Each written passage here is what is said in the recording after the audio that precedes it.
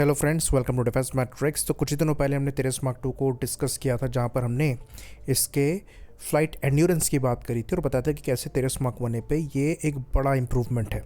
साथ में हमने कंपैरिजन किया था रफाल और ग्रिपेन ई से, जहाँ पर हमने बताया था कि ग्रिपेन ई और रफाल के केस में सुपर क्रूज की कैपेबिलिटी मिल जाती है, जिसकी वजह से वहाँ पर रेंज फर्दर एनहेंस्ड है। और ये एक इंपॉर्टेंट कैपेबिलिटी है जो लाइकली तेरस मार्क 2 लैग करता है। हम यहाँ पर लाइकली टर्म इसलिए यूज़ कर रहे हैं क्योंकि ऑफिशियली अभी तक ये कोट नहीं किया गया है कि तेरस मार्क 2 सुपर क्रूज कर पाएगा या नहीं कर पाएगा। अगर कर पाएगा तो ये बहुत अच्छी बात है, नहीं कर पाएगा तो डेफिनेटली कैपेबिलिटी लैग है, पर बहुत बड़ी बात नहीं है।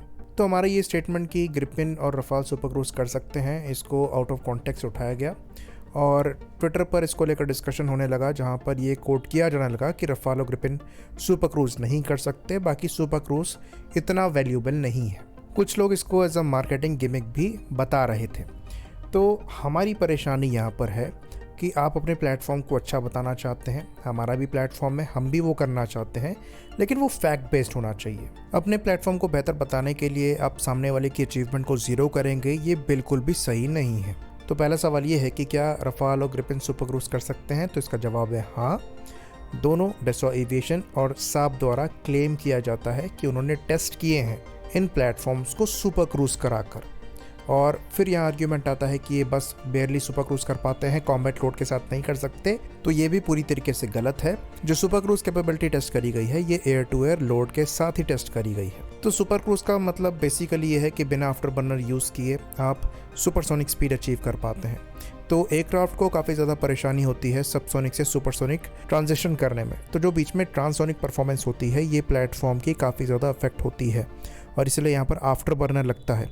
कुछ प्लेटफॉर्म्स आफ्टर बर्नर यूज़ करके सुपरसोनिक जाकर फिर आफ्टर बर्नर क्लोज करके स्पीड सस्टेन कर पाते हैं, लेकिन सुपरसोनिक अचीव कर पाना बिना आफ्टर बर्नर को यूज़ किए बड़ी बात है।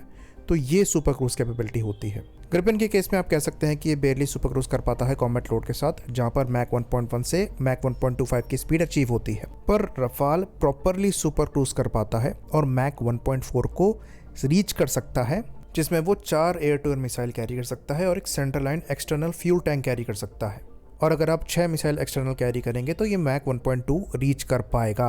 वहीं पर ग्रिपेन के केस में ये 4 मीटियोर मिसाइल्स कैरी कर सकता है और 2 आयरिस टी के साथ सुपर क्रूज कर सकता है। तो सुपर क्रूज कैपेबिलिटी इंपॉर्टेंट है। यहाँ पर कुछ आर्ग्यूमेंट ये रहेगा कि आफ्टर बर्नर ना यूज़ करने की वजह से जो IR सिग्नेचर है वो कम होते हैं, बस यही एडवांटेज है। तो ऐसा नहीं है, ये एडवांटेज तो है ही और एक बड़ा एडवांटेज है, क्योंकि आजकल हर प्लेटफॉर्म में infrared search and track system आ गया है। तो अगर आप हैवी जैमिंग का इस्तेमाल करते हुए अपने आप को बचा रहे हैं तो आपका IR सिग्नेचर आपकी पोजीशन को गिव अप कर देगा, जो कि आप सुपर क्रूज से छुपा सकते हैं। ये इंपॉर्टेंट है। लेकिन जो सुपर क्रूज का सबसे इंपॉर्टेंट एडिशन है, ये फ्यूल सेविंग में है। तो ये बात हम आपको बता दें कि जब आप मिलिट्री थ्रस्ट से आफ्टर बर्नर पे जाते हैं तो जो फ्यूल कंजम्पशन रेट है वो 3 से 5 गुना हो जाता है। यानी कि आप मैक्सिमम मिलिट्री थ्रस्ट से करीबन 300 से 500% ज़्यादा फ्यूल कंज्यूम कर रहे होते हैं। तो सुपरसोनिक फ्लाइट इंपॉर्टेंट होती है BVR कॉम्बैट में, स्पेशली जब आपको इनकमिंग मिसाइल को डॉज करना हो। नॉचिंग के ऑपरेशन में आपकी खुद की एनर्जी मैटर करती है और इसीलिए आपको आफ्टर बर्नर का इस्तेमाल करना पड़ता है। अगर आपका एयरक्राफ्ट सुपर क्रूज करके वैसे ही सुपरसोनिक चला जा रहा है तो आपकी कॉम्बैट एंड्योरेंस काफ़ी ज़्यादा बढ़ जाएगी, जो कि BVR कॉम्बैट में बहुत इंपॉर्टेंट कैपेबिलिटी है।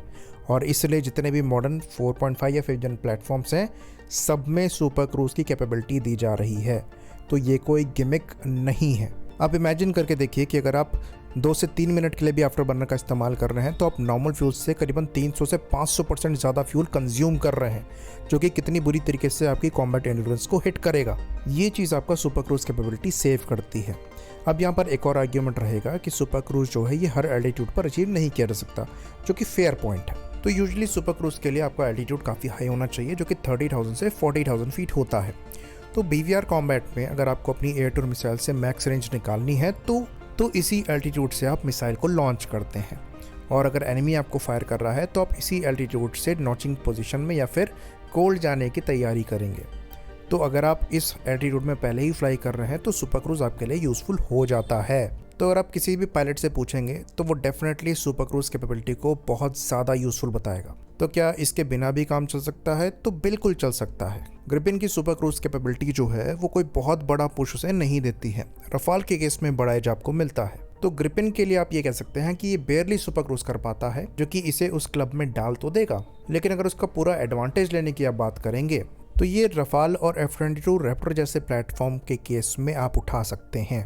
तो अगर तेजस मार्क 2 ये कैपेबिलिटी मिस भी करता है और ग्रिपेन ई में ये कैपेबिलिटी है भी, तो बहुत बड़ा डिफरेंस नहीं होगा, क्योंकि ग्रिपेन की जो सुपर क्रूज कैपेबिलिटी है उसमें वो बेयरली सुपरसोनिक जा रहा है।